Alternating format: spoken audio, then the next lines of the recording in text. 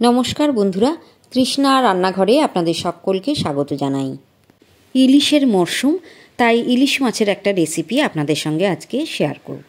কম মশলায় এই রান্নাটা হয় অত্যন্ত সুস্বাদু। তো দেখতে থাকুন আজকের রেসিপি। আমি বেগুন ইলিশের জন্য 6 পিস ইলিশ মাছ নিয়েছি। মাছের পিসগুলোয় লবণ হলুদ মাখিয়ে রেখেছি।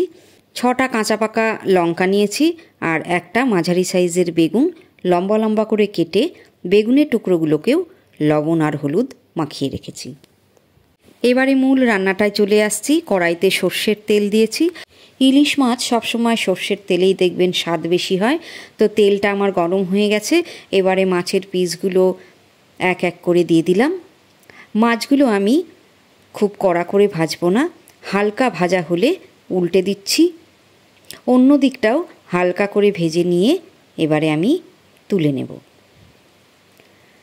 ওই কড়াইতেই আরও একটু সর্ষের তেল দিয়ে দিয়েছি। তেল গরম হলে দিয়ে দিলাম 1 চামচ কালো জিরে ফোড়ন।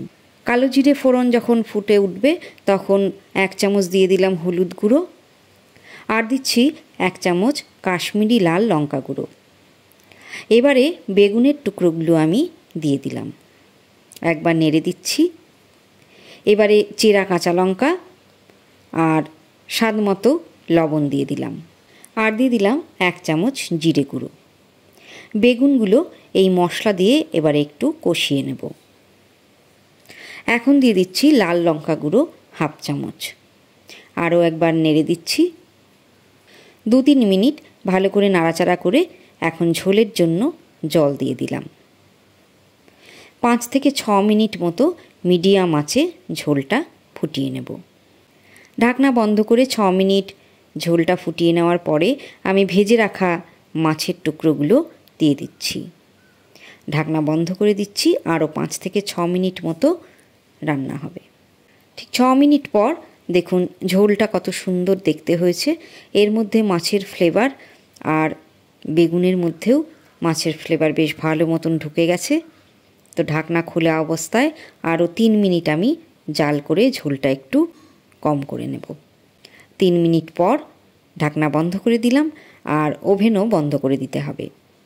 ঠিক 10 মিনিট মতো স্ট্যান্ডিং টাইমে রেখে গরম গরম ভাতের সঙ্গে পরিবেশন করবেন বেগুন ইলিশ।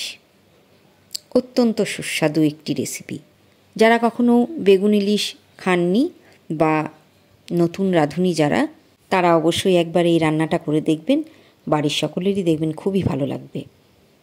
রান্নাটা যদি ইউটিউবে দেখে থাকেন, তাহলে যদি নতুন বন্ধু হন তাহলে বলবো সাবস্ক্রাইব করে নিতে।